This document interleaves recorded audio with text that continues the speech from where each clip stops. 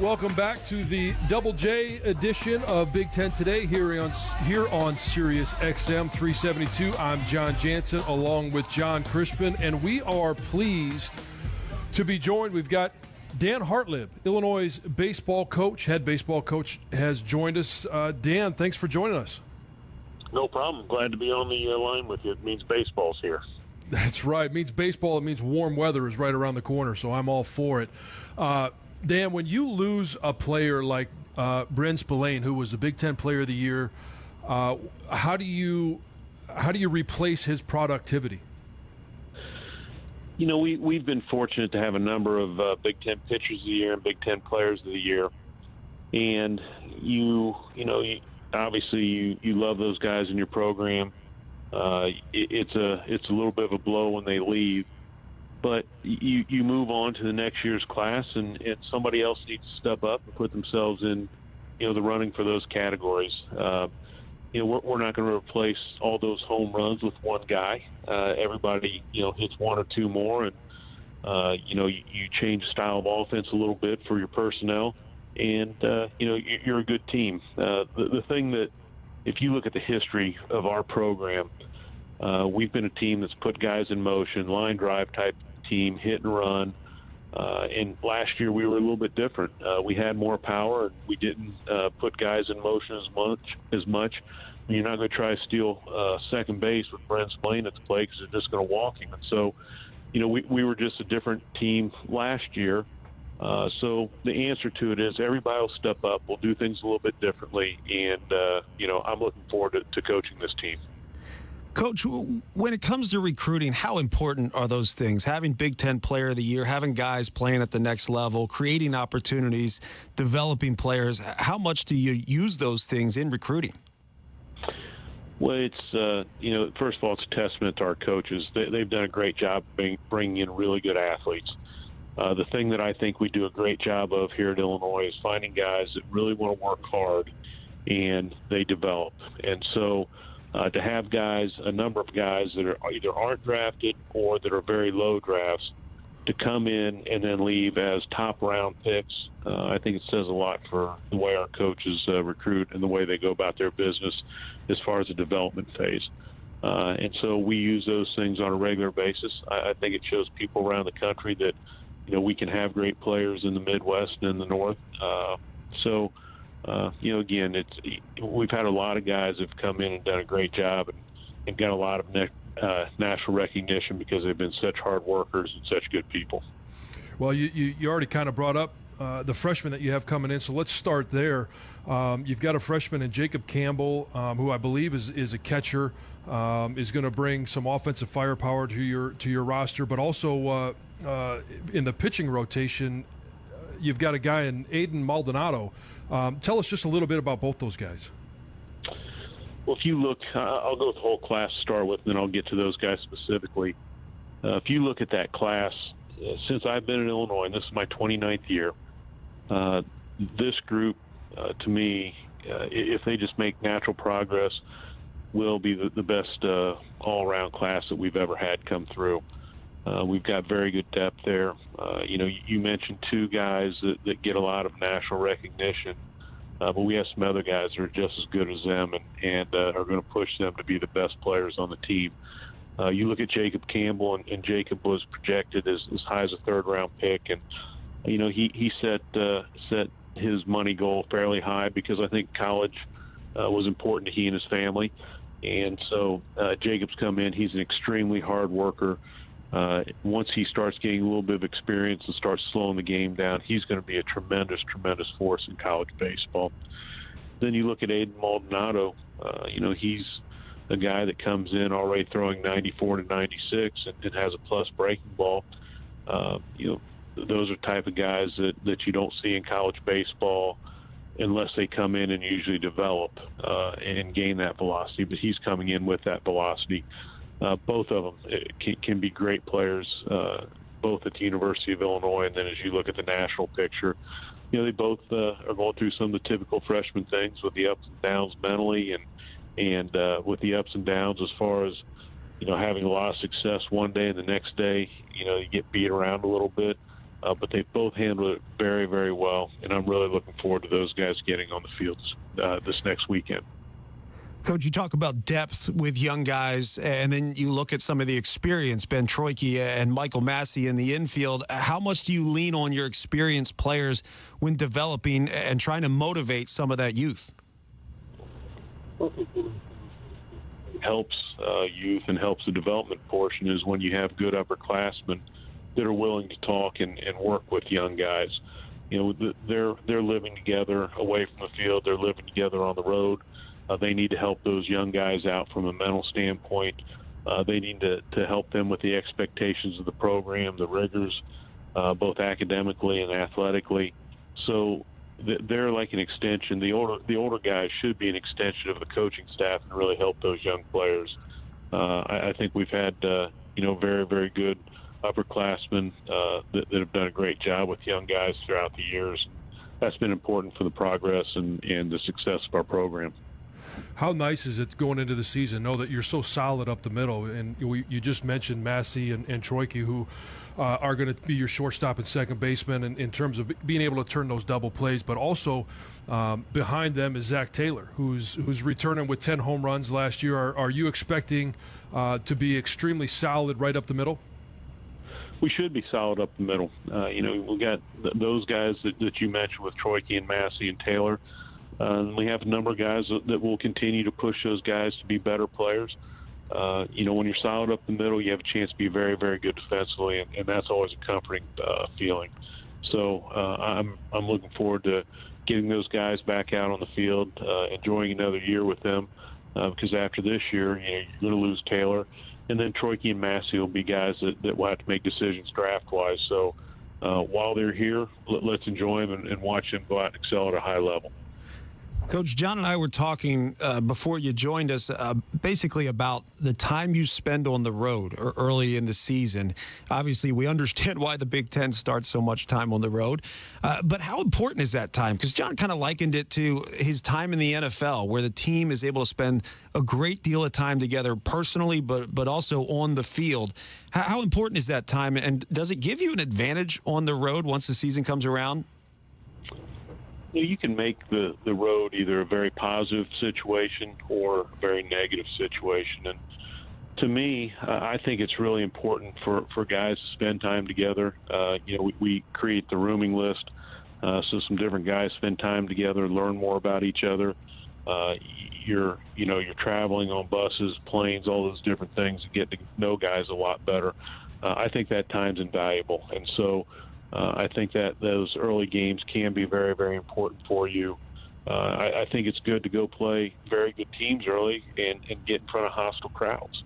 So guys have to pull together and calm each other and play at a very high level. So, there's a lot of things about the road that can be very good for you. It's like I tell our guys, and it's one of the things that I have down to talk to them about today. Omaha's not in Champaign, Illinois. And so if you want to play at the highest level and be a team that plays for a national championship, you have to learn to win on the road or in neutral sites. And so we will start that whole process next week. John Jansen, John Crispin here on Big Ten Today, and we've got Dan Hartleb, who's the head baseball coach for the Fighting Illini of Illinois. Coach, when you talk about being good up the middle, obviously the guy that starts every play with the ball in his hand is one of the most important parts, and you've got a staff that you return almost to everybody. Just talk just about how comfortable it makes you feel knowing that you've got guys that have experience but are also good throwers.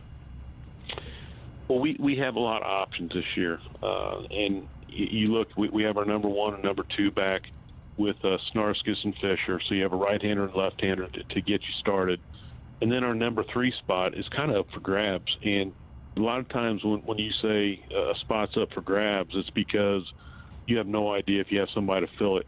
In this situation, it's so healthy because we have 3 or 4 guys that are capable of being a dominant number three, better than most number threes in the country, better than some people's 1 and 2. And so it's going to be very, very fun to be able to watch guys push each other, have some depth, have good middle relief. The only guy that I shouldn't say the only guy, the guy that we lost from last year's staff that was dominant is Joey Gerber that's in the Seattle organization. And so, you always hate to lose that back end guy, but we brought in a guy by the name of Garrett Acton, and he's a velocity guy with a very good breaking ball and has composure. So I think we filled in that position and will be strong from top to bottom. And, we've got a couple guys that are banged up a little bit right now, but as those guys get healthy, I think we're going to have a lot of, different options, be able to do some matchup things, have a number of left-handers out of the bullpen. So, we have a chance to be a very, very good staff. Coach, you mentioned your 29th season at Illinois. Not all of those as head coach, but how important is it for the time you spent there? I mean, so many times we see this in football and basketball. You have 1 or 2 years. If it doesn't work out, you're out. How important is the amount of time you've gotten and what that leads to in terms of development, patience with certain players, and also patience with the program? Well, there are a number of things. I think you can look at the time in two different manners. I think sometimes when coaches are in a place for a long time, there's some complacency, and I don't think I'll ever get to that point because I would walk away at that time. I'm still very driven to play at the highest level. There are a lot of things I want to get accomplished before I'm done at Illinois. I think this is a program that should be in the NCAA tournament on a regular basis and competing and get this program into the national championship picture and get us to Omaha. There's some things that have to take place for that to happen, and a lot of those things are in place. We have an athletic director that is so extremely supportive of our program. In about a year and a half, we're going to break ground on an $8.5 million indoor facility, which will really help elevate our program. We've had unbelievable assistant coaches, guys that just grind it on the road, make very, very good decisions, do great things development-wise. We have a number of support people that are awesome from an academic standpoint, sports information, strength and conditioning, trainers. We've had so much continuity, and everybody, I think, feeds off each other. Everybody communicates well. I want to say it's a comfortable situation from the standpoint we're all comfortable pushing each other to make sure that we play at a high level. So, I've been very fortunate. You don't see many coaches in any sport that get to stay at one place for the amount of time that I've been able to stay at Illinois. And so, it's been home for myself and our family, and, Illinois and the athletic department have been awesome. And, hopefully we're doing things to continue to, represent both the university and the athletic department in a very positive manner. Coach, I appreciate you bringing up the facilities that you guys are building, because we had Lovie Smith on Wednesday, Brad Underwood on yesterday, and obviously you've joined us today. And one of the things that they've all talked about is that this is an arms race in terms of recruiting. And I know it's been going on for 5 or 6 years, but there's been a massive upgrade which will continue to go on at Illinois in Champaign there in terms of their facilities. And when you have those facilities, especially when you talk about an indoor facility for baseball to train, how much does that help you to go out and recruit? Well, it is an arms race, and what I always tell people, and I've even talked to Josh Whitman, our athletic director, about this, we're all creatures of habit, and we all, for the most part, like nice things. If you can go buy a home and you have the Taj Mahal and then you have a shack, they're both going to cost you the same, which is basically saying the cost of school is going to be very similar, and you're going to pick probably the nicer place. And so it's very, very important from a recruiting standpoint.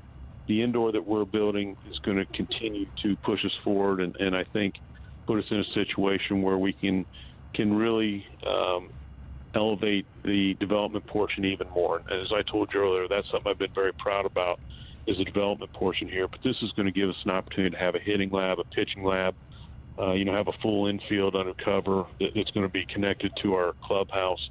We've had some really, really special donors that have stepped forward. Susie Atkins is the lead gift on that, and the building will be named after her, and they've done so many things in this community and for the athletic department. So it is important for all the programs. Lovie and Brad are doing such a great job building the programs the right way. Lovie made great improvement with a lot of freshmen and sophomores this year, and I think next year, they'll make another big step.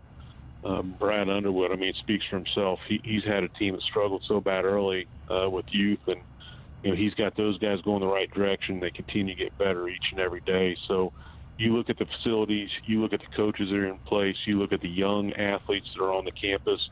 I think in 2 years, you're going to see a lot of great things out of all the teams at the University of Illinois. You're listening to Big Ten Today, and we've got Illinois head baseball coach Dan Hartleb has joined us. Coach, I'll let you go on this one. When you guys take the field down in Winston-Salem a week from today, what do you hope to see from your team?